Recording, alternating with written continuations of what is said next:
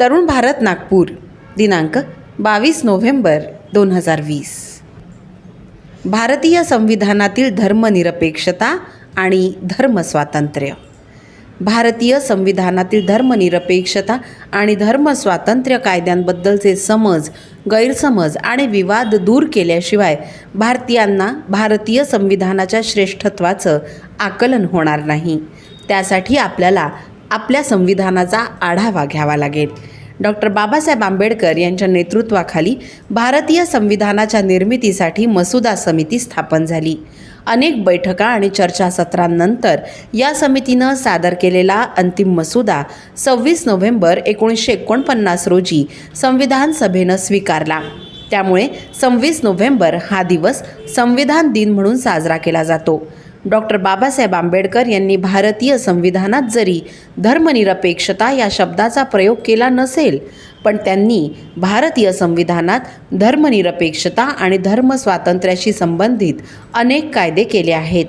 घटना समितीचे ज्येष्ठ नेते प्राध्यापक के.टी. शाह यांनी संविधानात धर्मनिरपेक्ष आणि समाजवाद या शब्दांचा अंतर्भाव व्हावा अशी दुरुस्ती सुचवली होती. परंतु या दुरुस्तीला डॉक्टर बाबासाहेब आंबेडकर यांनी विरोध केला. ते तेव्हा म्हणाले होते की प्रजासत्ताकाला अशी विशेषणं लावणं म्हणजे लोकशाही नष्ट करण्यासारखं आहे. डॉक्टर बाबासाहेब आंबेडकरांनी संविधानाच्या उद्देशिकेतच सर्व भारतीय नागरिकांना न्याय, स्वातंत्र्य, समानता आणि बंधुता प्राप्त करून देण्याचा संकल्पपूर्वक निर्धार केला आहे. इतकंच नव्हे तर त्यांनी संविधानात अल्पसंख्याकांना पण समान अधिकार दिले आहेत. डॉक्टर बाबासाहेब आंबेडकरांनी संविधानात खालीलप्रमाणे दिलेल्या मूलभूत अधिकारांवरून हे स्पष्ट होतं. कलम 14. राज्य कोणत्याही व्यक्तीस भारताच्या कार्यक्षेत्रात कायद्यापुढे समानता अथवा कायद्याचं संरक्षण नाकारणार नाही. कलम 15. धर्म, वंश, जात, लिंग किंवा जन्मस्थान या कारणांवरून भेदभाव करण्यास मनाई. कलम 25. सतसत विवेकबुद्धीचं स्वातंत्र्य आणि धर्माचं मुक्त प्रकटीकरण, आचरण आणि प्रचार करण्याच्या अधिकाराला सर्व व्यक्ती सारख्याच हकदार आहेत. कलम 26. सार्वजनिक सुव्यवस्था, नीतिमत्ता आणि आरोग्य यांच्या अधीनतेनं प्रत्येक धार्मिक संप्रदायास अथवा त्यांच्यापैकी कोणत्याही गटास धार्मिक आणि धर्मादायी प्रयोजनांकरता संस्थांची स्थापना करून त्या स्वखर्चानं चालवण्याचा, धार्मिक बाबींमध्ये आपल्या व्यवहारांची व्यवस्था पाहण्याचा, जंगम आणि स्थावर मालमत्ता मालकीची असण्याचा आणि ती संपादन करण्याचा आणि कायद्यानुसार अशा मालमत्तेचं प्रशासन करण्याचा हक्क असेल. कलम 29. भारताच्या राज्यक्षेत्रात किंवा त्याच्या कोणत्याही भागात राहणाऱ्याला ज्या कोणत्याही नागरिक गटाला आपली स्वतःची वेगळी भाषा, लिपी किंवा संस्कृती असेल त्याला ती जतन करण्याचा हक्क असेल. कलम 30. धर्म किंवा भाषा या निकषांनुसार अल्पसंख्याक असलेल्या सर्व वर्गांना आपल्या पसंतीच्या शैक्षणिक संस्था स्थापण्याचा आणि त्यांचं प्रशासन करण्याचा हक्क असेल. डॉक्टर बाबासाहेब आंबेडकरांनी भारतीय संविधानात भारतीयांना दिलेल्या मूलभूत अधिकारांनंतर संविधानात पुन्हा धर्मनिरपेक्ष शब्द जोडण्याचं प्रयोजन नव्हतं. भारतीय संविधानातील धर्मनिरपेक्षता आणि धर्मस्वातंत्र्याचे कायदे पाश्चिमात्य धर्मनिरपेक्ष सिद्धांतापेक्षा वेगळे आहेत.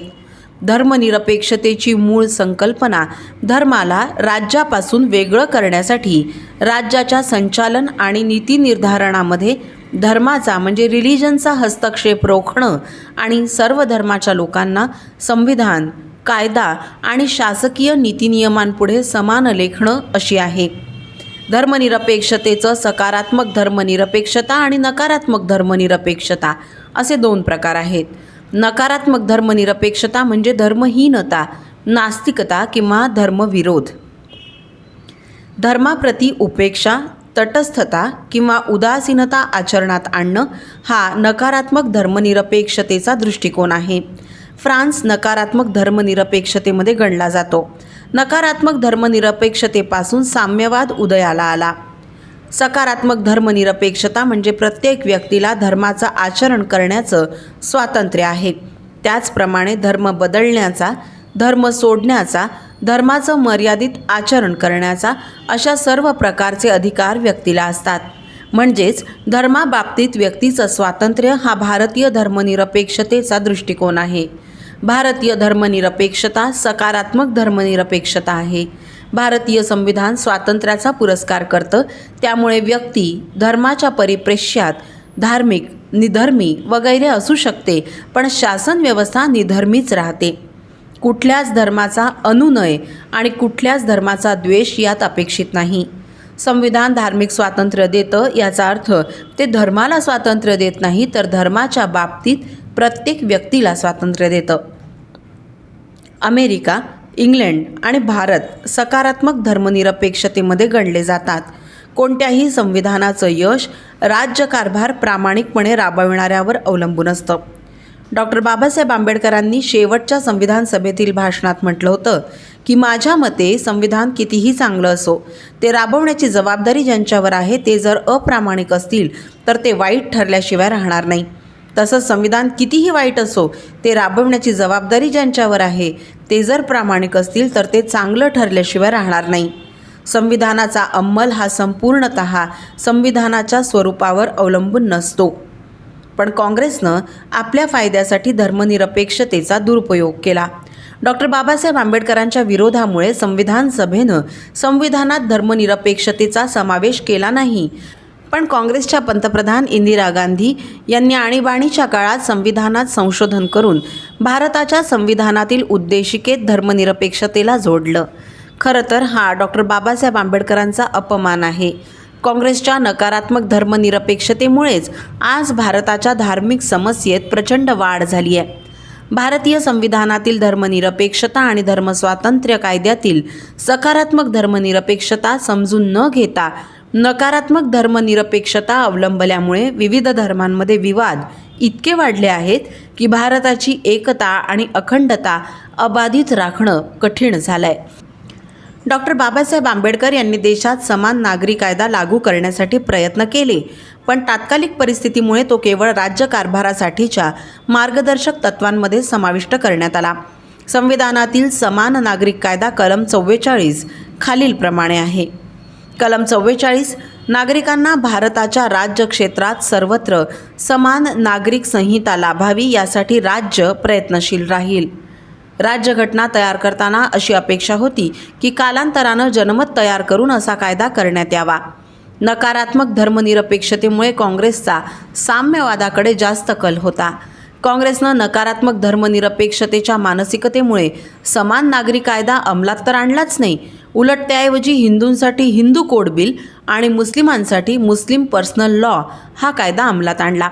यामुळे भारतातील सर्व धर्म समभावाची परंपरा संपुष्टात आली आणि धार्मिक संघर्षानं भारतातील धर्मनिरपेक्षतेची वीण उसवली गेली. भारतातील आसाम, नागालँड, मिझोराम, काश्मीर आणि पंजाब राज्य भारतापासून स्वतंत्र होऊन वेगळं धार्मिक राज्य स्थापन करण्यासाठी आंदोलनं करतायत. त्यामुळे भारतात अराजकता, अलगाववाद आणि आतंकवाद फोफावला आहे. धर्मनिरपेक्षतेला पूरक लोकसंख्या नियंत्रण कायदा आणि धर्म परिवर्तन विरोधी कायदा नसल्यानं भारतात मुस्लिमांच्या लोकसंख्येत वाढ झाली आहे. मुस्लिम तुष्टीकरणामुळे एकदा भारताचं विभाजन झालं होतं, तरीही काँग्रेस तोच प्रकार पुन्हा करत आहे.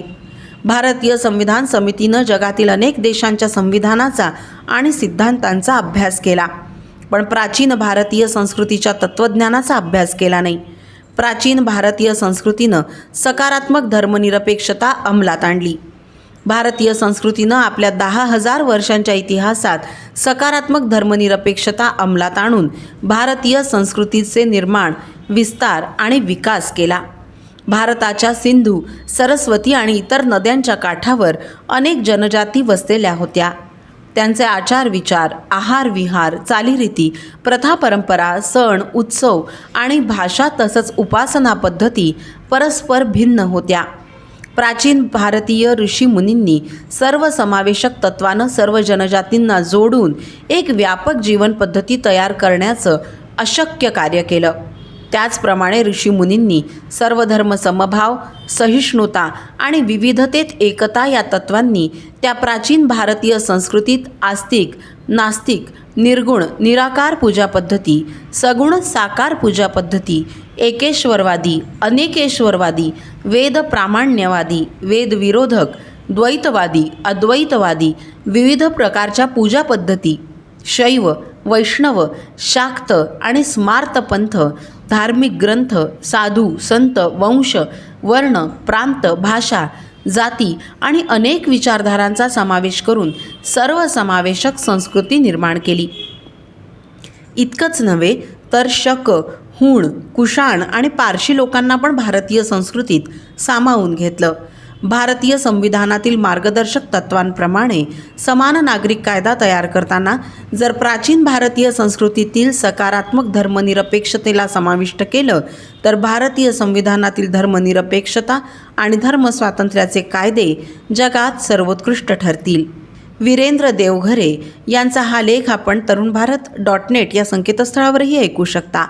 असे अभ्यासपूर्ण लेख ऐकण्यासाठी तरुण भारतच्या यूट्यूब चॅनलला आजच सबस्क्राईब करा, लाईक करा आणि शेअर करायलाही विसरू नका. धन्यवाद.